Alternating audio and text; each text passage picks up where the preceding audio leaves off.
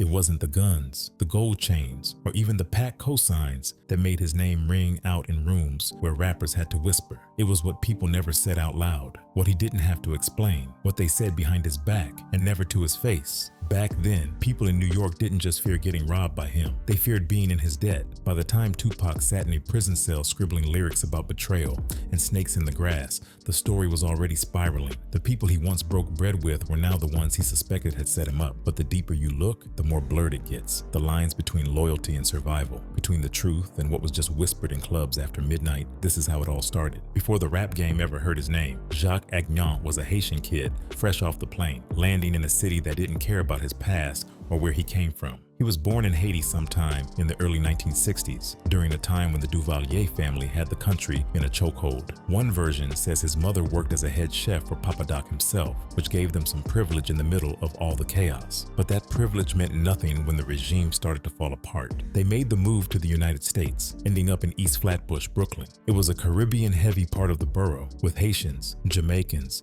and Trinidadians all packed into the same streets. But even with his people around, Jacques didn't have it easy. He arrived only speaking French, and the American school system had no patience for a quiet kid with an accent. By his own account, he got chased home from school every single day at 3 p.m. just because he was Haitian. Kids would make jokes, throw things, try to press him, and after a while he made a decision. He wasn't running no more. That switch flipped in the late 70s. He stopped backing down, started throwing punches, and started moving with crews that had real presence. While most of the Haitians were seen as soft back then, the Jamaican posses had a whole different reputation: ruthless, structured, and feared. So Jacques got close to them. In his own words, he said, "I ran with the Jamaicans because the respect they got is the respect I wanted." He started picking up the game, watching how they handled power and disrespect. He was a teenager trying to make a name in a city that was already sliding into the crack era. Stick-up kids were popping up on every block, and Jacques saw the angles early. You didn't have to deal dope to make real money. You could take it, rob the robbers, hit the plug before he hits the corner. The streets started calling him something else, Haitian Jack. He wasn't deep in yet, but the reputation was already starting to build. He had a temper, he had style, and he had no problem stepping to people twice his size. Brooklyn was watching, and the kid from Haiti was just getting started. By the time the crack era began flooding the boroughs, Haitian Jack had already figured out how to move through the city without needing permission. In the early 1980s, New York was changing fast, and for someone like Jack, who had already learned that fear could be used as a tool, the streets were wide open. He wasn't out there just trying to make a name for himself through flashy moves or reckless talk. He watched how power operated in silence, and he knew that the loudest one in the room was usually the weakest. In those early days, Jack ran with a few heads who knew the value of moving low but hitting hard. They weren't just stick-up kids looking for small-time hustle. They were surgical with it. People started calling the crew the Black Mafia because they moved like a unit and didn't play sloppy. One of the most feared among them was Walter Johnson, better known as King Tut. Jack and Tut weren't just partners in crime, they were part of a code. They weren't robbing civilians, they were targeting the same dealers who were poisoning the block. Not because it was noble, but because it made the most sense. Jack used to say that robbing drug dealers felt like flipping the game on its head. These were cats with fat chains, flashy rides, and a false sense of security. But they weren't prepared for a crew that studied their routines and had the heart to press them up close. Jack started stacking real money off those hits. Not thousands, hundreds of thousands. There's a story that floated through East New York for years about Jack and his people cleaning out a top-level plug in one move. No cameras, no arrests, just whispers after the fact. Jack never confirmed that one, but when asked about those days, he said, "When I was sticking up drug dealers, I was making millions in one shot." It wasn't just about the paper though. Jack was crafting a brand before rappers even had one. He walked into clubs with a gun on his hip and no one checked him, not because they didn't notice, but because they didn't want the problem. He would be in night spots like Manhattan proper, posted up at the barbershop next door, where cats from all over came through to politic. If you wanted to get into certain rooms, you had to go through Jack. His circle was a mix of heavy hitters and celebrities: Mike Tyson, Buju Banton, Shabba Ranks, and rising rapper Little Sean. To the outside world, it looked strange. How could a man known for pressing the block have so much access to red carpet parties and VIP tables? But to those in the know, it made perfect sense. Jack knew both languages. He could talk street politics in East Flatbush in the afternoon, then post up at a music exec's table in Manhattan that same night. He wasn't code switching. He was blending the worlds on his own terms. He saw the rise of hip-hop not just as entertainment, but as a business that still needed protection and influence. He figured out early that labels, artists, and promoters all needed someone who could provide that muscle. It was during during this period that he officially stepped into the music game, not just as a presence, but as someone who could call shots. He had ties to Wyclef Jean, which helped open a few doors, but Jack wasn't riding on family favors. He earned his way in through the same methods he used on the block: pressure, precision, and patience. He started managing artists, promoting parties, and sitting in on meetings. People in the industry started realizing something quickly. If you wanted to move certain ways in New York and not run into friction, you either had to know Hatian Jack or make sure you stayed off his radar. By the mid-'80s, Jack had become the name behind a lot of closed-door conversations. People would say, "You might want to check with Jack first," whenever something looked like it could go sideways. Promoters who tried to finesse artists out of their cut got a visit. Club owners who thought they didn't need street insurance learned otherwise. Artists with beef on tour called him to make sure nothing popped off. There was a story that made its way from Atlanta to the Bronx about a producer named Dallas Austin who was getting pressure from some New York cats. Word got back to Jack, and those same cats tried to get him to apply that pressure. But Jack declined, not because he couldn't do it, but because he liked Dallas and didn't want to cross him. That story traveled, not because of what happened, but because of what didn't. It showed people that Jack had a code. He wasn't out here moving reckless. He picked his battles, and when he moved, people felt it. By the time the early 90s rolled around, Jack had already built a reputation as the one people called when things got too heavy for industry lawyers. He became the unofficial fixer. If someone owed you bread, if someone disrespected your name, if someone was trying to get bold in your city, Jack knew how to settle that without too many words. But even with that reputation, Jack never claimed to be untouchable. He knew how the streets worked, and he knew that too much light could bring the wrong kind of heat. So he moved smart, kept a tight circle, and let the rumors do the talking. He had people guessing. Was he with the feds? Was he untouchable because of connections? Or was he just smarter than everyone else? Whatever the case, his name carried weight, not just in Brooklyn, but citywide. His rise wasn't overnight. It came from years of watching, learning, and knowing when to strike. While some were chasing record deals, Jack was already reading the contracts. While others were showing out at clubs, Jack was sitting in the back, watching who walked in with who. He understood that information was power, and he always had more than he let on. By the time people started hearing whispers that he was connected to the hottest new rapper on the West Coast, nobody was surprised, because Hatian Jack had already proven one thing without needing to say it himself: you didn't have to rap a single word to control the room. By the early 90s, Hatian Jack wasn't just a street name anymore. He had evolved into a presence that moved across every floor of New York's scene, from sidewalk hustles to record label back offices. People who used to only whisper about him on the corners were now saying his name in conference rooms, not as a threat, but as someone you might need on your team. If you were moving in hip-hop, and especially if you were from New York, Jack's name had already reached you long before he walked through the door. He had built a foundation inside the nightlife circuit that was much deeper than just VIP sections and bottle service. This was back when clubs like the Palladium, Club Amazon, and the Tunnel weren't just party spots. They were battlegrounds for status and street presence. And Hatian Jack was one of the few people who could walk into any of them without being questioned, checked, or even looked at sideways. He didn't have to throw money around to be seen, because the ones who mattered already knew what time it was the second he stepped through the entrance. His transition into the music industry wasn't some calculated move with a business plan or corporate sponsor. It came from the fact that the streets and the music business were starting to bleed into each other, and somebody had to know how to speak both languages fluently. Jack had already been that bridge for years, handling disputes for artists, keeping peace between rival cliques, and making sure events didn't end in shootouts or lawsuits. That kind of reputation made him valuable to people with real money on the line. By that point, promoters,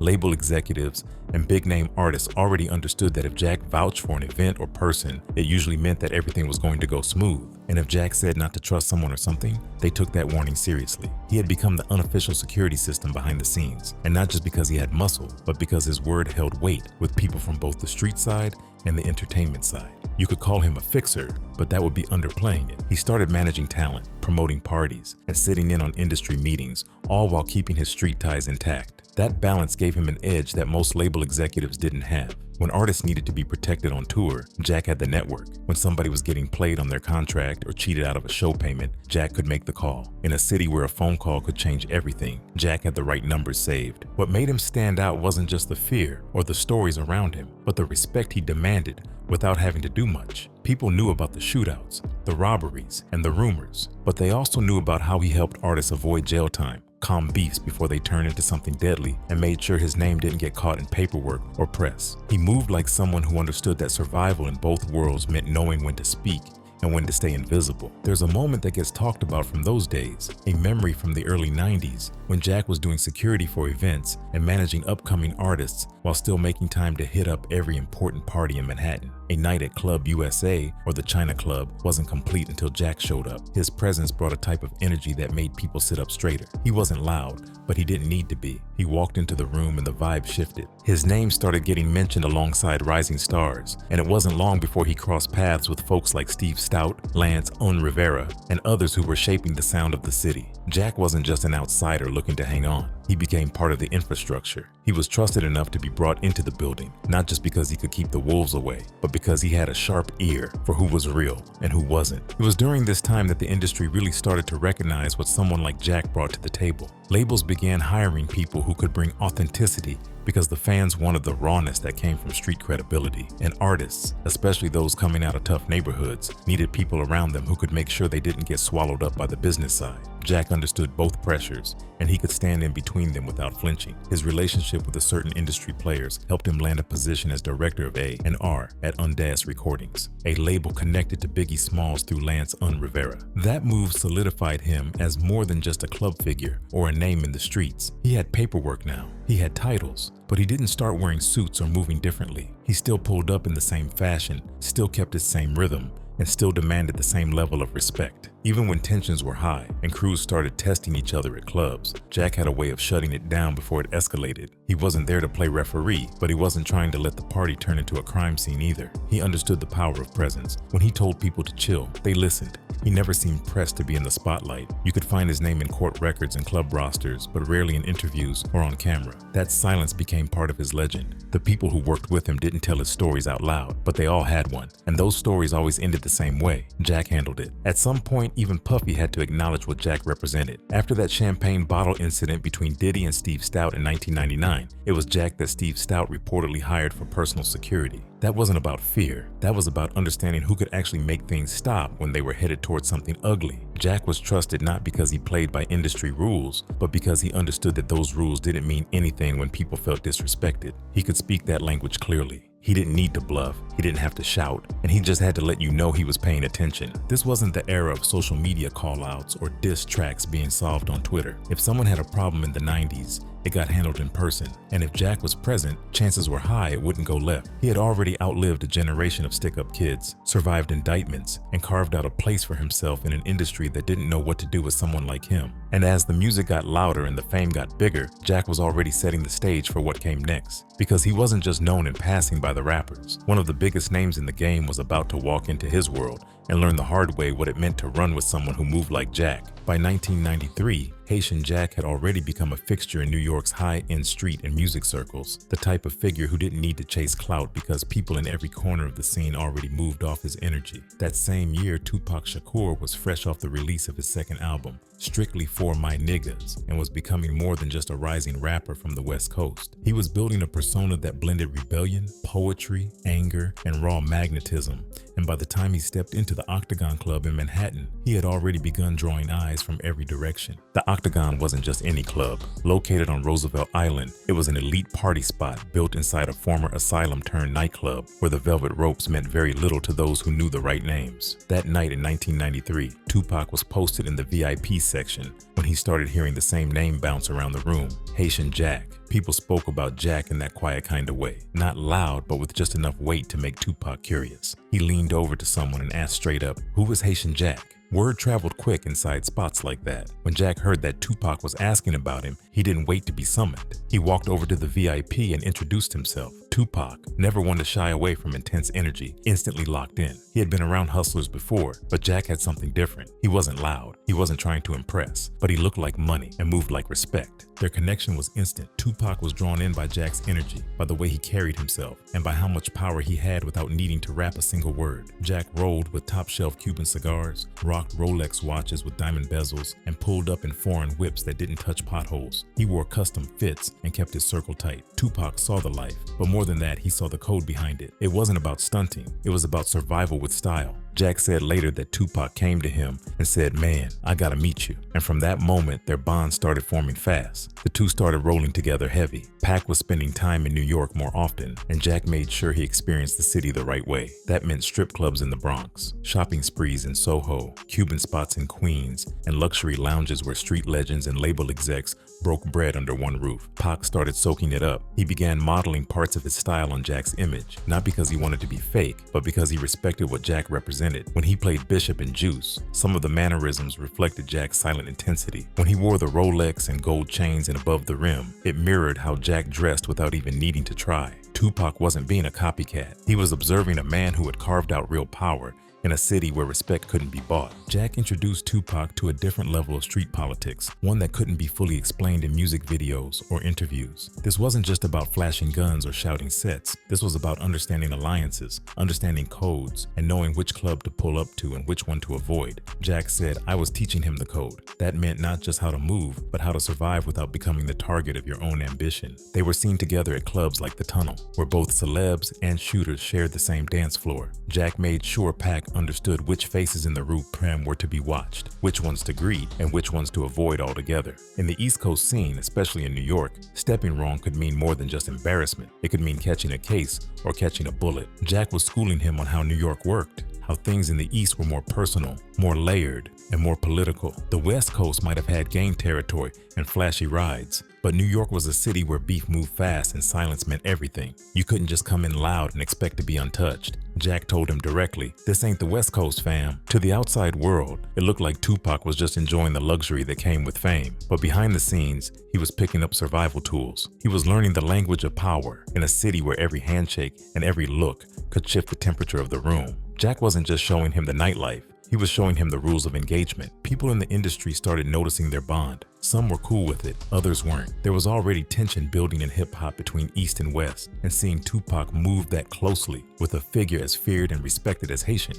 Jack made a few people nervous. Jack wasn't a yes man, and Pac wasn't someone who followed orders easily. But together, they moved like two sides of the same story, the artist with a message and the street general with a manual. Jack saw Tupac as someone who had the potential to reach more than just fans. He could shift culture, shift minds, and influence people who had never seen themselves represented before. But he also saw that Pac was walking into rooms without knowing how deep the politics ran. That kind of energy could make you a legend or get you lined. Jack didn't want to see him fall into that trap. The bond they built during that time wasn't fake. It wasn't for the cameras or the gossip columns. It was real enough that Jack started to genuinely care about how Pac moved. He began warning him about certain people, certain places, and certain habits. He told him plain, "You can't treat New York like the West Coast. It's not the same game." That warning wasn't about fear. It was about recognition. Recognition that a city like New York didn't forgive mistakes, and that once you crossed the line, there wasn't always a way back. Jack had seen too many people come through hot and leave cold. He didn't want Tupac to be next. What happened next would test everything they had built, because loyalty in New York had layers, and once you crossed into the wrong circles, no amount of jewelry,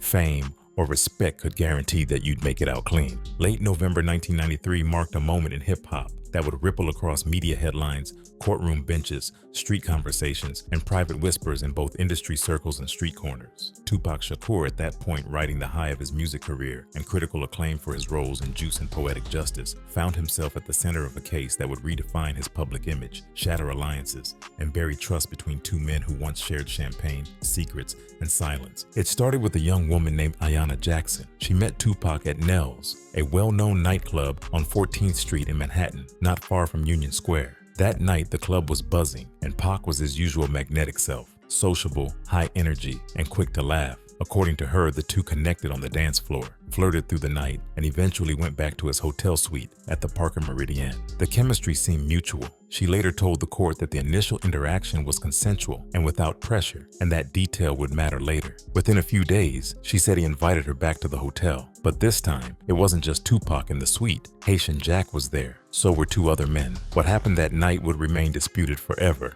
with both sides painting different pictures of the same room. Ayanna Jackson later testified that what started as an intimate moment with Tupac quickly turned into a group situation she didn't sign up for. She claimed Tupac held her down while the other men sexually assaulted her. Tupac, on the other hand, insisted he had stepped out of the room when things escalated and that he returned only to find out later what had occurred. He admitted to being reckless with who he let into his space, but denied any act of force or involvement in the assault itself. Regardless of whose version was accurate, what followed moved quickly. Ayanna Jackson reported the incident, and within days, Tupac, Hatian Jack, and the 2 other men were arrested and charged with multiple counts, including first-degree sexual abuse and sodomy. The tabloids went wild. Pac had just graced the covers of magazines, had powerful music on the charts, and now found himself in courtrooms being labeled a predator. The energy around him shifted instantly, but behind the scenes, the case took a turn that Tupac didn't expect. Hatian Jack, who had been arrested along with Pac, suddenly appeared to be walking a different legal path. While all 4 men were initially facing the same charges,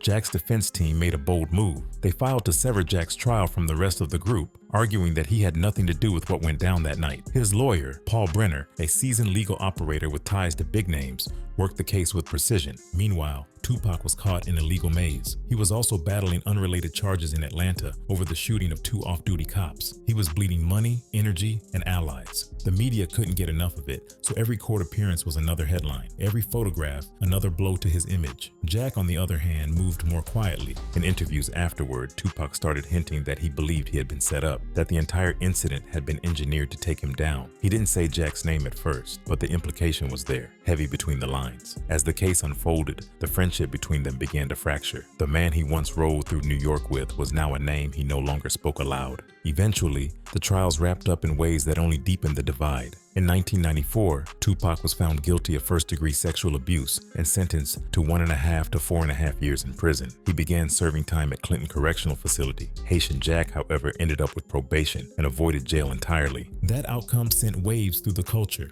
Tupac was furious. He began speaking more directly about what happened, telling Vibe magazine in an infamous 1995 jailhouse interview that the situation didn't sit right with him. He said plainly, "No man should be in jail for a crime that someone else committed. Same crime, different trials, different lawyers." He never outright called Jack a snitch, but he didn't need to. The phrase "same crime, different trials" became a tagline in conversations across barbershops, street corners, and industry lounges. People started drawing their own conclusions. In the streets, that kind of outcome raises questions that don't go away easily. Jack, for his part, denied being a snitch. He said in later interviews that Pac was just paranoid and that he had a better lawyer. He claimed Pac had let his mouth get him caught up and that the real issue was Pac not listening when it mattered. He said, "I told him, watch how you move in this city." He didn't listen. But for Pac, it felt deeper than legal advice. It felt like betrayal. He had trusted Jack, partied with him, rolled with him, and leaned on him to navigate a city that didn't always show love to outsiders. And now he was behind bars while Jack was walking free. The collapse of their friendship wasn't loud. It didn't happen in a dramatic fight or a viral interview clip.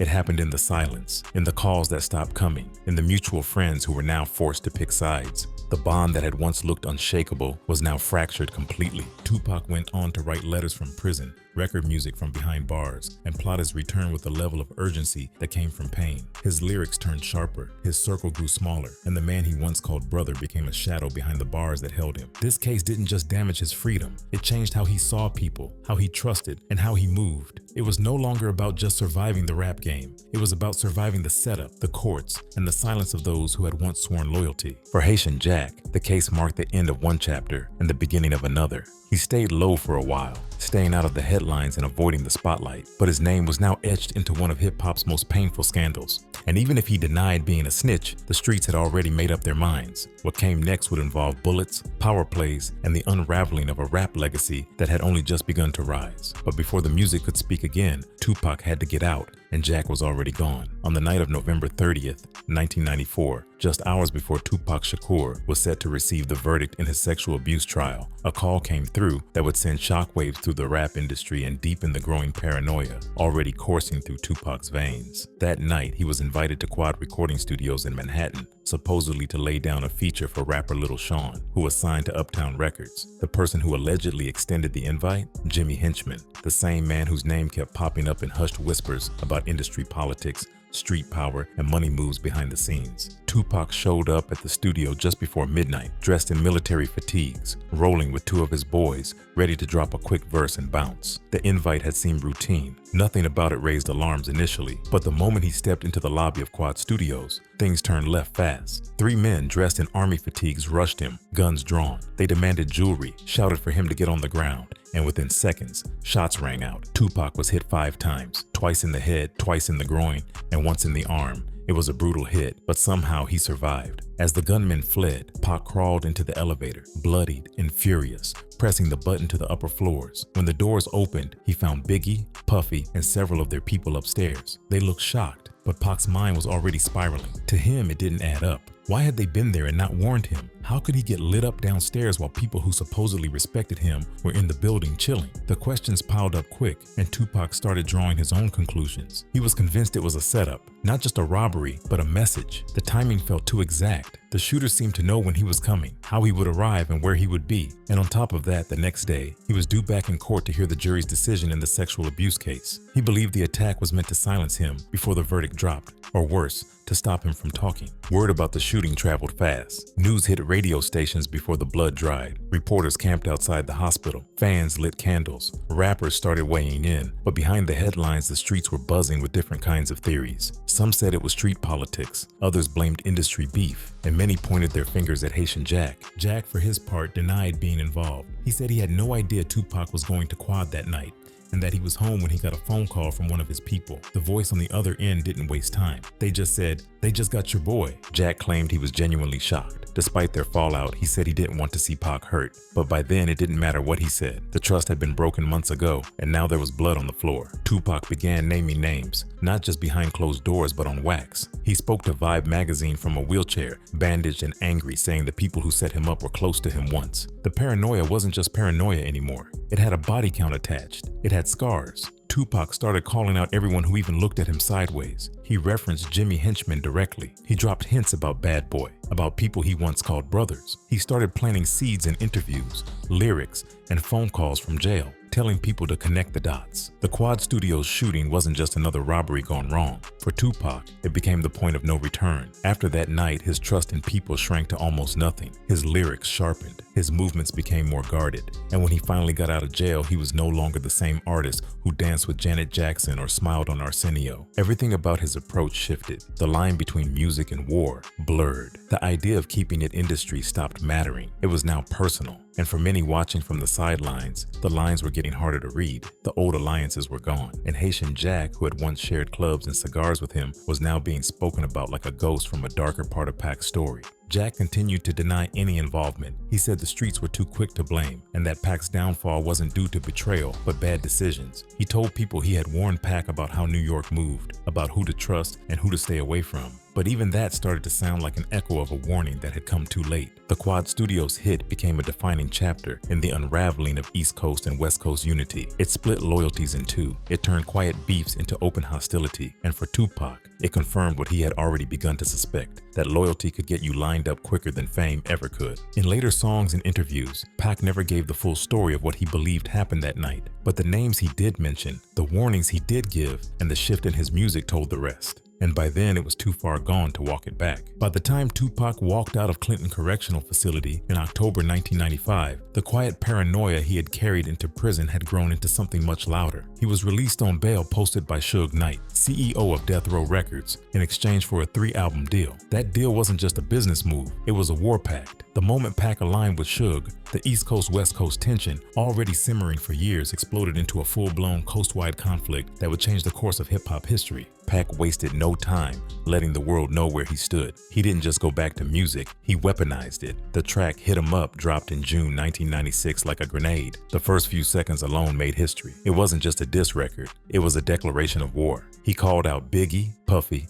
Mobb Deep, and made sure to pour gasoline on every rumor, grudge, and quiet tension that had been building for years. But Pac didn't stop there. In the lesser-known but deeply personal track Against All Odds, he finally said the name that had been floating in between verses and interviews since 1994. He called out Hatian Jack directly. Same crime, different trials, he rapped. tying together the threads of betrayal and courtroom politics that had plagued him since the Ayanna Jackson case. He accused Jack of being a snitch and implied that Jack had worked with law enforcement to protect himself while letting Pac take the fall. Jack heard the song, so did the streets, and so did every label executive, club promoter, and corner hustler paying attention. The tension wasn't industry beef anymore. It had taken on the energy of something bigger, something you couldn't walk away from with a handshake or a collab. Amid all of this, another tragedy pulled Jack's name back into the headlines. In September 1995, just weeks before Pac's release, a man named Jake Robles was shot and killed at an Atlanta nightclub during a fight between Death Row and Bad Boy affiliates. Jake wasn't just anybody. He was one of Suge Knight's closest friends and bodyguards. Jack had been at the party. Reports said he had gotten into a heated altercation with Death Row's crew that night. Some accounts claim he was directly involved in the argument that led to the shooting. Although Jack was never officially charged in connection to Jake Robles' death, his presence at the scene added more fuel to the fire. People began connecting dots, whether they were confirmed or not. In the mind of Suge Knight and his camp, it didn't matter what the police said. The streets had already made up their minds, so by the summer of 1996, things were beyond repair. Tupac was lashing out in interviews, studio sessions, and music videos. Biggie was publicly trying to downplay the beef, but privately watching his back. Puffy tightened security. Suge moved like he was preparing for battle. And in the background, names like Hatian Jack and Jimmy Henchman were mentioned with caution, sometimes in fear, but never without significance. Then in September 1996, it all came crashing down. Tupac was gunned down in Las Vegas after the Mike Tyson fight, a BMW full of bullets and unanswered questions. He died 6 days later, and just like that, the loudest voice in the war was silenced. 6 months later, Biggie was killed in Los Angeles, another unsolved case, another funeral filled with unanswered questions. The two biggest stars in the conflict gone, back to back. To this day, Hatian Jack has denied having any involvement in the deaths of either man. He said he never wanted Pac dead. He said the whole thing spun out of control and that the industry used the beef to sell records. But no matter what he says, his name remains stamped across this chapter of hip-hop history. And whether people believe he was a villain, a survivor,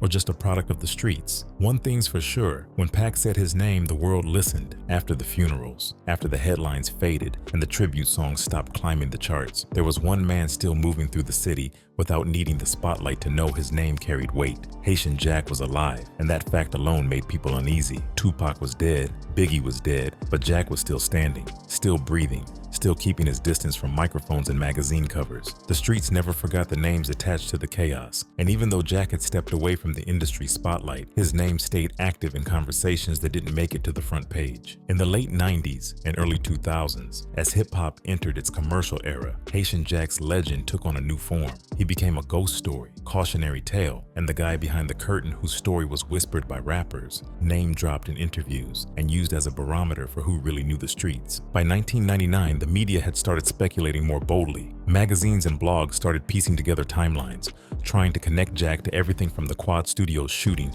to industry extortion. One rumor that caught fire involved Puff Daddy himself. Some insiders claim Puffy had been extorted by Jack during the height of Bad Boy's rise, a theory that spread fast among fans looking for deeper explanations behind the tension of the mid-90s. Jack, for his part, denied all of it. He said he never extorted Puffy, never set up Tupac, and never played puppet master behind the scenes. In interviews, he insisted he was just trying to survive like everyone else. He said the music industry turned him into a boogeyman because it was easier than admitting how messy things really were behind the glitz and gold chains. Meanwhile, the other figure often mentioned in the same breath, Jimmy Henchman, was building his own reputation. Henchman became one of the most powerful music managers in New York. He managed the game, ran Czar Entertainment, and played chess with both record labels and street crews, but his empire wouldn't last. In 2012, Henchman was convicted of running a continuing criminal enterprise. The charges included drug trafficking, witness tampering, and conspiracy to murder. He was later sentenced to 2 life terms plus 20 years. That conviction opened up a floodgate of stories.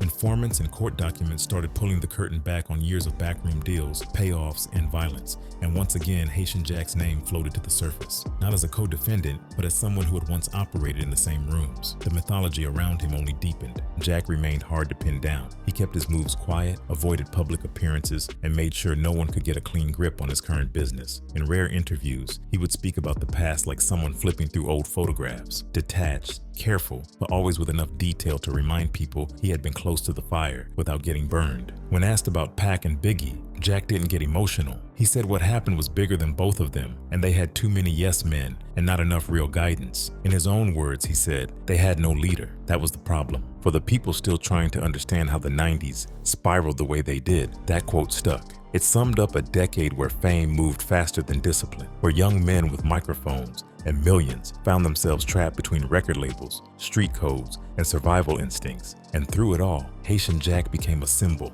not just of danger, but of a different kind of power. The kind that doesn't need cameras or applause. The kind that gets whispered about long after the lights go out. The kind that doesn't need to rap a single word, but still shapes the rhythm of the room. Even as the noise around Hatian Jack softened in the mid-2000s, his name never truly left the conversation. After years of skating through controversy, Jack's story finally hit another breaking point in 2004 when a nightclub altercation in Los Angeles turned violent. Reports said Jack pulled out a gun and shot a man during the fight, a move that landed him squarely in the hands of the law. It wasn't rap rumors or magazine gossip this time. It was hard charges, serious consequences, and no more chances left on the table. The case didn't unfold in tabloids the way earlier stories had, but within law enforcement circles and behind the scenes of the hip-hop world, the message was clear. Jack wasn't untouchable anymore. He was sentenced on firearm charges, and soon after, immigration got involved. In 2007, Hatian Jack was officially deported from the United States. After decades of making moves in Brooklyn, Miami, and LA, he was forced to leave the only country he had known since childhood. He didn't return to Haiti. Instead, he relocated to the Dominican Republic, where his life shifted gears. Gone were the crowded studio hallways, the club fights, and the label politics. But that didn't mean Jack disappeared. Photos from the island showed him living well. He wore designer clothes, rode around in luxury cars, and stayed in resorts with oceanfront views. It was clear he hadn't lost his taste for the finer things. But unlike the 90s, there were no headlines attached to his name. Jack made sure to live lavish without drawing attention. He surrounded himself with trusted people and didn't give the media much to work with. Still, whispers followed him. People speculated on his income, his business deals, and whether or not he was still connected to the streets. The truth stayed blurred, as always. Even in Exile, Jack's name carried weight. Newer rappers who never met him still name-dropped him in verses. Old heads in the industry spoke of him like a myth. And for those who had been around in the 90s, Hatian Jack remained a symbol of the era that defined hip-hop's most dangerous chapter. He might have been forced out of the country, but his story never really left the room. Wherever rap went, the shadow of Hatian Jack followed quietly behind. In the years since, Hatian Jack's name became less about the man and more about what he represented. For many inside hip-hop, he stood as a boogeyman figure, the street-connected shadow that hovered behind the glitter of record deals and platinum plaques. Tupac fans especially kept their fingers pointed in his direction, holding him responsible for everything that happened to Pac once he entered New York's nightlife and criminal undercurrents. But not everyone saw it that way. Some voices from the streets claimed Tupac was never built for that life in the first place. They said he was an artist trying to survive in a world where trust was a weakness and loyalty came with a price tag. To them, Hatian Jack didn't destroy Tupac. He just showed him how the game really worked. Industry insiders who lived through the chaos still speak of Jack in low tones. Some say he was one of the smartest men in the room. Others say he just knew how to stay 3 moves ahead. No matter the version, one fact remained solid. Jack never held a mic, never dropped an album, never stepped into a recording booth, but somehow his influence bled through the music. When FX released its series Hip Hop Uncovered, Hatian Jack finally stepped out of the shadows. He appeared on camera, sharp as ever, finally ready to speak for himself. He didn't confess to anything. He didn't clear up all the rumors, but he gave people just enough of the story to keep the mystery alive. There was no proof he snitched, but there was also no evidence that cleaned his name. The court of public opinion stayed divided. Still, in the silence between facts and memories, his legacy kept moving. It moved through bars on diss tracks, it echoed in interviews, and it sat heavy in the stories of men who came up in the same streets but didn't survive them. He never picked up the mic, but his voice echoes through everything that went wrong. There's no hook, no chorus, no beat drop to Hatian Jack's story. He is not behind bars, and he's not on stage. He walks beaches in the Dominican Republic with no need for security or limelight, just the weight of everything that came before. In one of his rare reflections, Jack said Tupac hurt him more than anyone else ever did. That betrayal never left his voice. Even now, decades later, you can hear the edge in his tone when he brings up Pac's name. We leave him on a balcony, looking out at the ocean, 1 foot in silence, 1 foot in legend. He didn't rap a word, but the game still speaks his name.